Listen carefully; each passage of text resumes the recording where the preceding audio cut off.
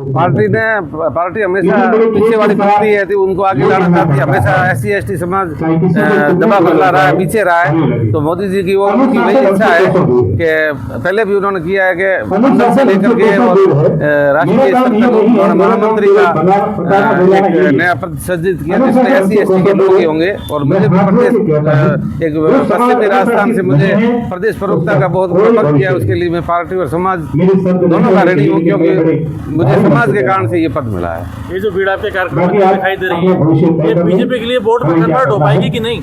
क्या नहीं कर रहा है? वोट तो लोग पर्दे के पीछे देते हैं, वोट हमेशा मतदान हमेशा गुप्त होता है। ये लोगों का प्रेम है, आप समझ सकते हो कि वो कहाँ जाएंगे। मतदान हमेशा गुप्त होता है, वो कभी बताया नहीं जाता है। और ये आप देख रहे हो, लोगों का प्रेम है, लोगों का प्रेम बनना चाहिए।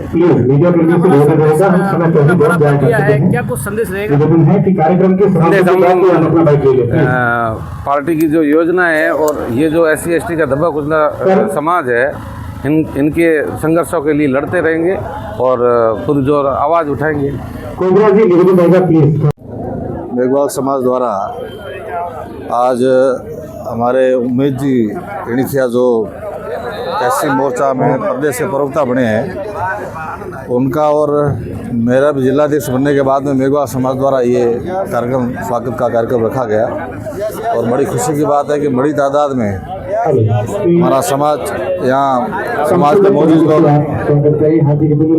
मौजूद लोग उपस्थित हुए हैं, स्वागत किया। इसमें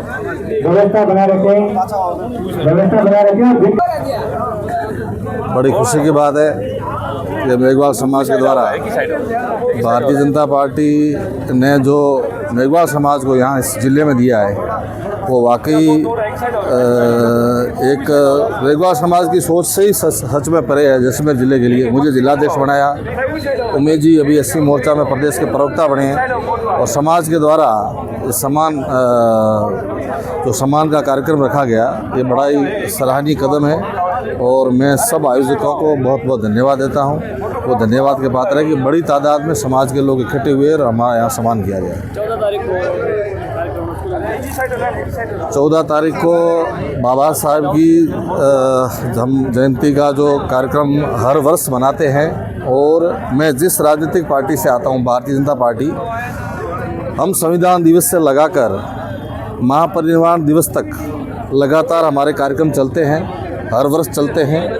उसमें संविधान के बारे में तथा स्वच्छता अभियान, हम घर घर जाकर ये कार्यक्रम सामाजिक समरसता का संदेश लेकर भी पहुंचते हैं, और ये कार्यक्रम हमारा पहले से चलता रहता है। तो 14 अप्रैल को यहाँ भी कार्यक्रम है, और भारतीय जनता पार्टी के कार्यालय में भी बहुत बड़ा भव्य कार्यक्रम है। सर, दलितों का पारंपरिक रूप से वोट कांग्रेस का माना जाता है, लेकिन जिस तरह से बीजेपी पर्याप्त प्रतिनिधित्व दे रही है, मुख्यमंत्री बनाया, आपको जिलाध्यक्ष बनाया, और भी जिलों में पद दिए, क्या अभी वोट मोबिलाइज होगा बीजेपी की तरफ?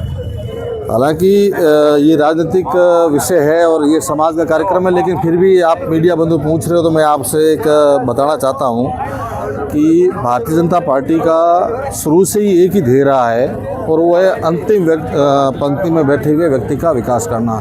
अंत्योदय की जो प्रेरणा है वो बाबा साहब ने, हमारे पंडित दीनदयाल उपाध्याय जी ने, जो उस समय अंत्योदय को लेकर, अंत्योदय के विकास को लेकर जो उन्होंने रचना की थी, उस रचना के ऊपर भारतीय जनता पार्टी लगातार कार्य कर रही है। यही वजह है कि आज की तारीख में दलित और पिछड़ा वर्ग सर्वाधिक वो भारतीय जनता पार्टी की तरफ मुड़ रहा है।